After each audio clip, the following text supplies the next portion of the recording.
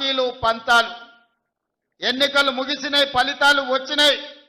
ఇక పార్టీలు పంతాలకు పోకండి. కొడంగల్ శాసనసభ నియోజకవర్గంలో ఉన్న ప్రతి పౌరుడు మన కుటుంబ సభ్యుడే. ఈ రోజు రాష్ట్రానికి నాయకత్వం వహిస్తున్న మనము వివక్ష చూయించొద్దు. అందరినీ కలుపుకొని పోదాం, అందరినీ కుటుంబ సభ్యులుగానే భావిద్దాం.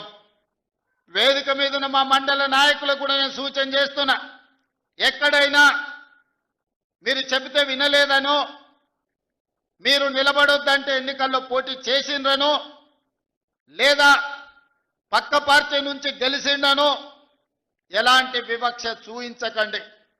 ఒకవేళ చూయిస్తే ఆ గ్రామానికి అన్యాయం జరుగుతుంది. ఎవరైనా ఎట్లయినా గెలవనియండి. మన నియోజకవర్గంలో ఏ గ్రామంలో ఏ తండాలో ఏ సమస్య ఉండకూడదు, ఏ వివక్ష ఉండకూడదు. ఈ నియోజకవర్గంలో అందరూ మనకు కావాల్సిన వాళ్ళే. నిన్నటి వరకు ఏవైనా చిన్న చిన్న తేడాలు, చిన్న చిన్న అంశాలు ఏమైనా ఉన్నా వాటిని పక్కన పెట్టండి.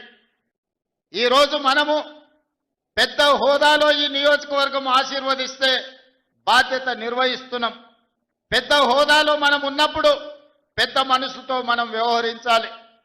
చిన్న చిన్న విషయాలను, గ్రామ కక్షలను పెంచి పోషించకూడదు.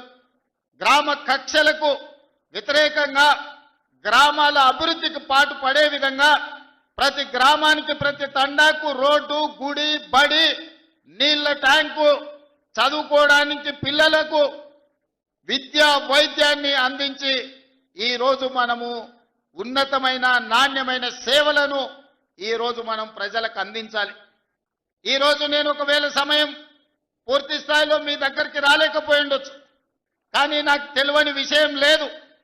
10 సంవత్సరాలు గెలిచినా ఓడినా మీ మధ్యలోనే ఉండి ప్రతి గ్రామం తిరిగిన, ప్రతి గ్రామం పేరు, ప్రతి తండా పేరు, ఆ గ్రామంలోనూ ఆ తండాలోనూ ఏ పార్టీకైనా మీరు పని చేసినా ఆ పార్టీ నాయకుల పేర్లు నాకు సంపూర్ణంగా తెలుసు. అందుకే 2009 నుంచి 2023 వరకు ఎక్కడ నిలబడ్డా, ఎక్కడ గెలవడానికి అవకాశం ఉన్నా మళ్ళీ ఇక్కడికే వచ్చి మీ మధ్యలోనే ఉండి ఇక్కడే ఎందుకు పోటీ చేసినా అంటే ఇది నా కుటుంబము, ఇది నా సొంత ప్రాణంతో సమానము. అందుకే కొడంగల్ శాసనసభ నియోజకవర్గం నుంచే తిరిగి ఎన్నికల బరిలో దిగిన.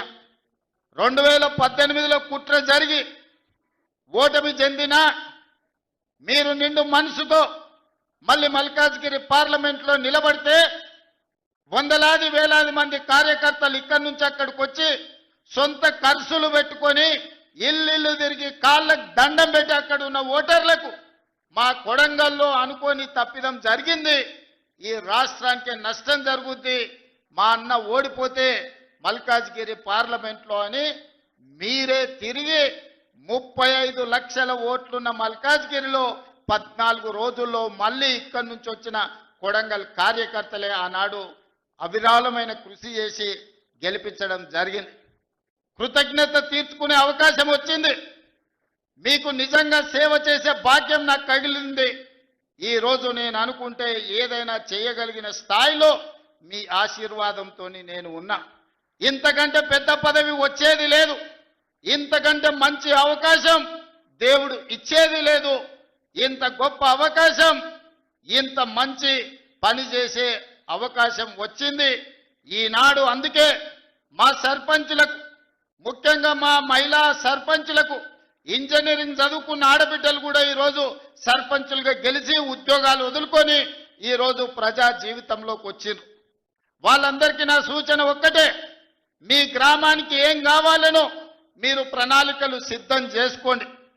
ఈ వేదిక మీద నుంచి రాష్ట్రంలో గెలిచిన 12,706 మంది సర్పంచులకు నేను సూచన చేస్తున్నా, ప్రత్యేకంగా స్పెషల్ డెవలప్మెంట్ ఫండ్ చిన్న గ్రామాలకు 5 లక్షలు, పెద్ద గ్రామాలకు 10 లక్షలు యథావిధిగా మీ గ్రామాలకు వచ్చే నిధులు కాకుండా స్పెషల్ డెవలప్మెంట్ ఫండ్ ముఖ్యమంత్రి నిధి నుంచి మేజర్ గ్రామ పంచాయతీలకు 10 లక్షలు, చిన్న గ్రామ పంచాయతీలకు 5 లక్షలు నూతన సంవత్సరంలో మీకు ఇచ్చే బాధ్యత నాది అని ఈ వేదిక మీద నుంచి తెలియజేస్తున్నా. కేంద్ర ప్రభుత్వం నుంచి రాష్ట్ర ప్రభుత్వం నుంచి వచ్చే నిధులకు ఈ నిధులు అదనం. ఇవాళ మీరందరూ గ్రామంలో ఏదో చెప్పి ఉంటారు, ఎన్నికలకు పోయినప్పుడు ప్రభుత్వం నుంచి వచ్చే నిధులు మీకు సరిపోకపోవచ్చు, లేదా మీరు ఏదైనా ప్రత్యేక మాట ఇస్తే ఆ మాట నిలబెట్టుకోవాలంటే మీకు కష్టం అవుతుండొచ్చు. అందుకే సర్పంచుల గౌరవం నిలబెట్టడానికి, గ్రామంలో మీ మర్యాద పెంచడానికి చిన్న గ్రామ సర్పంచులకు 5 లక్షలు, పెద్ద గ్రామ సర్పంచులకు 10 లక్షల రూపాయలు స్పెషల్ డెవలప్మెంట్ ఫండ్ నుంచి ఎమ్మెల్యేలకు సంబంధం లేకుండా, ఎంపీలకు సంబంధం లేకుండా, మంత్రులకు సంబంధం లేకుండా ప్రత్యక్షంగా ముఖ్యమంత్రి నుంచి సర్పంచులకు నిధులు పంపించే బాధ్యత నేను తీసుకుంటా. ఈ కొడంగల్ వేదిక మీద నుంచి మా సర్పంచులందరికీ నేను విజ్ఞప్తి చేస్తున్నా, ప్రణాళికలు సిద్ధం చేసుకోండి. మీరు ఇచ్చిన మాట నిలబెట్టుకోవడానికి మీ గ్రామంలో దీర్ఘకాలికంగా వాయిదా పడుతున్న సమస్యను పరిష్కరించుకోవడానికి మీరు ఈ నిధులను ఉపయోగించండి.